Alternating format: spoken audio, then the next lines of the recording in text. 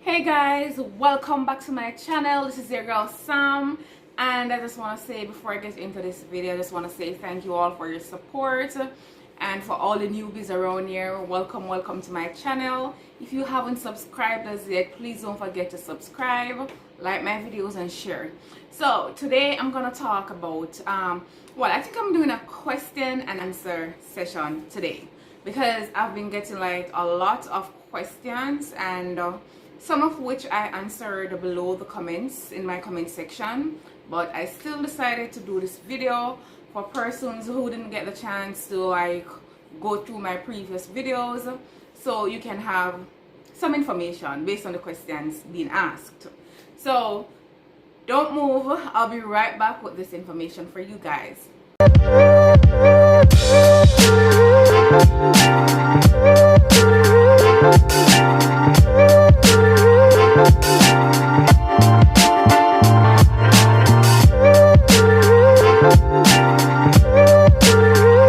Okay, so one of the questions that I frequently like, I've been asked this question quite a lot. Like, persons are asking me if it is possible to work their tuition while going to school. So some of them might be referring to like if they can work their part-time job and pay their tuition for the next year, while some of them want to know if they come here not having their tuition, probably just pay a deposit before coming here, if they will be able to pay tuition by their part-time job.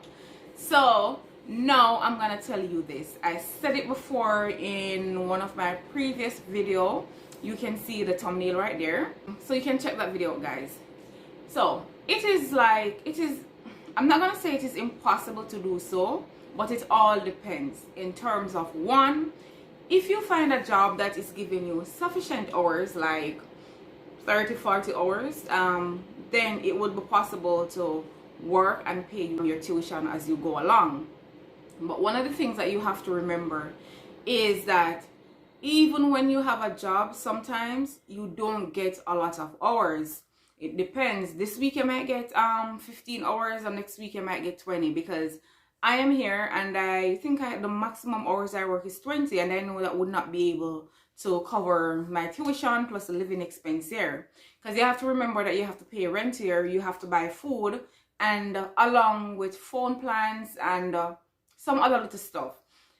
At school also there are classes that you're gonna have to purchase books for, and as such you don't really want to come here relying on finding a job to pay your tuition. For the second year you can do that, because for my school I'm out of school from about the 20th of April, and I don't go back until September. So in that case, so once I'm getting sufficient hours, I'll be able to pay my next tuition by just working in Canada. But for your first year, try and secure your first year of tuition before you come to Canada. Like, I am not saying this to scare anyone, but I just want you guys to be prepared when you get here. I don't know if I can stress this enough to say that when you're not in your own country, you're far away from home, you don't have any family here, you don't have anyone that you can say, hey, can I borrow this from you or that? You want to make sure you plan properly, plan your way out. Because if you do the maths, right? Say for instance, I'm in Nova Scotia, and the minimum wage is $13.60 at the moment. So if I am working for 20 hours for the week, and the minimum wage is $13.60, then that's gonna work out to be about $272. And well, that's if the job that I am working is paying minimum wage. But most of the jobs that you're gonna get right now is going to be like low skill jobs, because you're not gonna really get a professional jobs because of school and your availability. And if I work for a month, then that's gonna be like $1,088 before tax. No, my rent is $600 per month, and after that I will only have like probably about $500 leaving, because yes, tax is gonna come out of that, and I have to buy food, I have to pay for my phone plan, and I myself have to pay for textbook, even though the textbook is a one-off cost for each class, and not all classes will ask you to purchase book, but for this semester all my classes I had to purchase book except one. So I'm just saying this to say that there are a lot of factors that you have to take into consideration. I don't know if you're that person also who have bills back home, because yes, I have bills back home and my job here can't pay my bills back home. So you have to make plans. Like, I stress the word plan because it is important. So you gotta be careful and make sure that you're thinking this through and you're not just doing this because of doing sake. So that is the reason why I'm saying don't depend too much on working here or payment of tuition. I know you will find a job that would pay your bills here, like would pay your rent, buy your food, pay your phone plan, but that's just about it.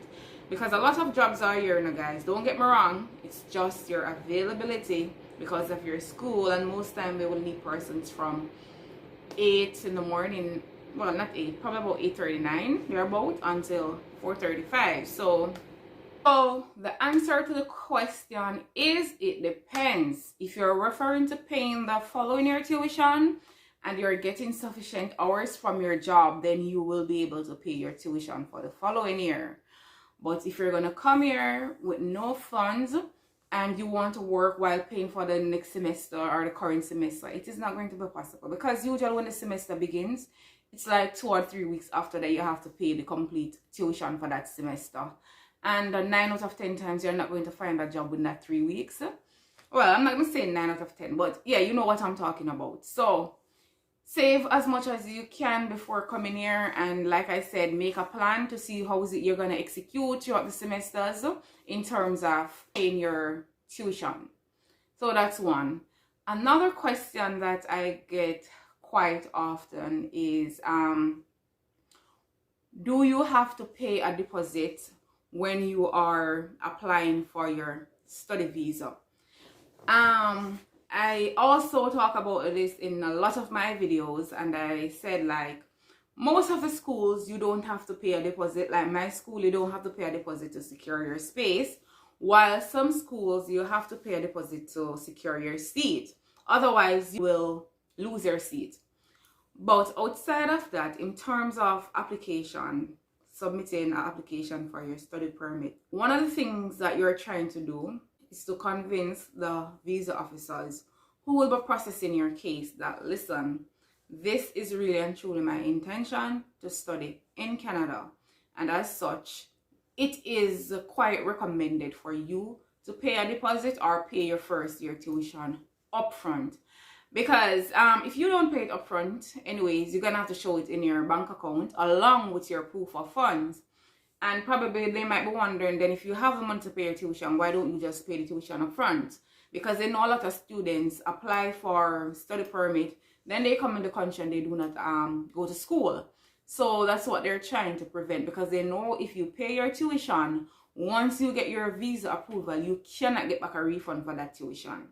So it is advised that you pay a deposit or you pay your first year tuition, which would make a lot of sense if you understand what I'm saying. The study permit timeline is so long, you want to give it your best shot from the get-go so you don't have to reapply. You want to give it your best shot. You want to give everything. You want to do everything in your power, everything that you know you should do or that is best for your application. So yeah, you should pay a deposit or your first year tuition. Somebody asked if I know of anyone that doesn't pay any tuition deposit and get through. I'm not sure. I've never done that. I've never checked out that. But most of the people that I know, they actually pay their tuition of the first year or they make a deposit. But I know people who just pay a deposit and get through just the same. But I'm saying just pay something. Don't apply without paying even a deposit. Another question that I get is people tend to ask me, like, which college would you recommend to study X and the different areas, and like I cannot give a definite answer to that question, because really and truly when I was doing my research, I've always been in the business field, so I was just looking for that. I wasn't looking for anything else, or and so I came across quite a few schools that offer business courses. Those were the one that I chose when I was doing the 5 cheapest universities. You can see the thumbnail there, to study in Canada. So when you're searching, just make sure you search, look for the schools and look if they offer the program that you're doing. That's the most I can say in terms of that, because yes, there are going to be a lot of cheap university, but they might not offer the program that you're interested in. So you need to search and make sure that the school offers that program, make sure that you're applying for the correct program, and not only that, make sure that the school is on the DLI list. It has to be on the DLI list, guys. So that is just a heads up for you guys. I spoke about that. So all of what I'm talking about now are actually stuff that I spoke about in previous videos. But you know, I get the questions, and so I decided that, okay, let me do this. Another question I get is, what if you borrow, if you borrowed a loan? If it is, that would be an issue. Like taking a student loan, I'm in a group and I saw one person that says they borrowed a student loan. I think the person was from Barbados and their visa was approved and the person provided the loan documents. For me personally, I wouldn't do that. I'm not saying it is impossible, but I wouldn't do that. So what you can do is you can take the loan, just take it before you know it is time for you to send in the application. So the 4-month bank statements that you will be presenting would not show that loan amount, if you know what I mean. Because you are telling these people that you can sustain yourself while you're in Canada. And as such, while a student loan is not a bad idea, I don't know if anybody have ever taken student loan, apply for a visa and was successful. You can also drop it in the comment box so you can give persons information.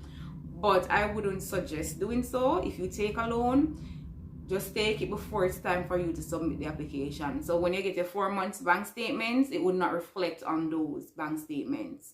Because I know a lot of persons who take loan to come here, like a whole lot of persons, but you have to know how to do it. Another person asked me about, do you think the visa officer would have a problem seeing lump sums in your account? Guys, if you go on IRCC website, if you watch all these YouTube videos, you would realize that persons are talking about do not show lump sum in your bank account. Because if you don't usually have $1 million coming into your account, or let's say $400, and out of the blue you start seeing these amount of money coming into the bank account, obviously IRCC is going to say, okay, this money does not belong to you. You are borrowing money from persons or whatever. So try not to put any lump sum payments in your bank account. And a good way to do it is, like for instance, if you have a bank account and you know the average amount that going into that account on a monthly basis would be about $200,000-$300,000, or let me not go so much, say about $150,000. Then if you are putting in money into that account, you can put it like $70,000, $80,000, and you're not going to do it on a daily basis. You have to spread it out. You have to know how to put in the money in that account. So that is being said. Selling, I know that persons sell property before coming to Canada in a way of showing more money for their proof of funds. So if you're doing that, make sure you don't have just one property and you're selling that property to get money to put in your bank account. Because one of the things that the visa officers will look at is, okay, your properties is one of your strongest home ties to your country along with your family, right? So if you're selling your properties, it is selling them, it is signifying to them that you don't plan on returning to your own country. Because if you have any intention or any plan to return to your own country after your studies, why are you disposing your properties? So you want to not do that. If you have like probably a couple pieces of properties, or you have 1-2 houses and you're disposing of one, or such is the case, then it might not be so too bad. But if you're selling it, get the money in one bank account and then you transfer it little by little into the account that you'll be presenting for your proof of fund. Those are some of the questions that are being asked. And the other question that I am going to be answering is, I tend to get this question too: how long did you wait for your study permit to be approved, and when did I submit my application? So I did a video about my study permit being approved in 2 weeks. Yes, 2 weeks. So my study permit application was submitted on April 30th, 2022. And I got my PPR request, which is my passport request, same thing as approval, on May 15th, 2022. So it's basically 2 weeks after submitting my application that I got through, and the processing time at the moment was 12 weeks. For the persons who were asking me how long it took me, when did I apply, and you know, those questions. So it was 2 weeks, and sometimes the processing time says 12 weeks, 3 months, but it doesn't necessarily mean that it is going to take 12 weeks or 3 months. What it means is that that's the average time that it takes for them to process most of the cases. So you will find that persons will be getting through before the 12 weeks, while some of them wait way past the 12 weeks. It all depends. So if you're submitting an application with the intention of starting school, say September, you want to submit your application as soon as possible, because it does take time for processing, guys. It does. Like, the time keep on increasing, so it goes down sometime, then it goes up, but for the most part it is increasing. So you want to apply as soon as possible so you can know whether or not you get through, you know what's the next step, because you have time to plan to get, you know, I know a lot of persons have stuff to put in place before they leave the country. So you want to apply for your study permit as soon as possible. It can be January, for instance, or February, and you want to go to school September, you're going to apply May or June. You might be lucky to get through, but for the most part, it is going to take time to process. So the earlier you submit your application, the better it is for you. Persons are asking, what if your bank account has your partner name on it? And if you're using your partner as a family tie in your own country, that is also good, because you're showing them that, hey, we're a partner, we're together, he or she's my spouse. So, but what you want to do is to have the other partner write in a letter to state that you have full access to that money. It's both of you that save that fund, so you have access to it, and he or she has to sign that letter. And it's the same thing for investments. If it is that it's a joint investment or anything of the sort, just make sure the other partner gets a letter done that is signed, and you can attach that. Well, you should attach that. You know, the application process, it does take time, but you have to be careful in the way you present information, and you want the information that you're presenting, especially the supporting documents, to be as authentic as possible. Because once you provide a document and there's any concerns or suspicions about those documents, you know you're not going to get through. I also get the question whether or not I got my documents certified, like all the documents. And I was like, no, I didn't get any of my documents certified, with the exception of, I didn't get anything certified. Yeah, I didn't get any documents certified. But I know persons who are in a common law relationship, there's a form for them to complete, and that form has to be certified. But the other documents, like for your properties, your motor vehicles, those doesn't need to be certified. Persons they go the extra mile to get it done. Kudos to you, but I had so many documents, it would be impossible to get all of those documents certified, because nobody's going to sit down and certify so much documents. Like, well, if they have the time, but it is not necessary. I didn't certify anything, and I'm here today. So my answers to your questions are strictly based on my experience and persons who I have spoken to about some of the questions that you asked, like conversations that I would have with persons prior. And so that's based on my knowledge. So I know that what works for me might not work for you. So you need to use due diligence when you're doing your application. And the last question I'm going to touch on is persons were asking if I use a consultant. And let me tell you, no, I did not use a consultant. I was my own consultant. So you can do this by yourself, because I know a lot of persons who use consultant and they were still denied or refused. So you just have to dedicate the time. You have to put in the time. I had many sleepless nights. I'll be up on YouTube watching videos, you know. So you can do this yourself if you're willing to put in the work. But if you're not willing to put in the work, then you should definitely get someone, a consultant, to do it on your behalf. But please make sure you follow up with the consultant. Make sure you're aware of what they're putting in the documents. I don't know how the consultants work, because like I said, I did not use one, so I never ever encountered dealing with any of them. So that's it for this video. I might do a part 2 with questions and answers. There were like quite a few questions. I didn't want to make this video any longer than it already is. So based on the questions I get, then I'll do another video to answer your questions. Just before I go, I did a collaboration with Kay and Algia. That's the thumbnail there as well. You can go and check her out. We did this awesome video about comparing British Columbia with Nova Scotia. So you can get some information from there as well. And take my advice and plan your way through. And hopefully I can see you guys or meet you in Canada one day. See you in my next video. Bye.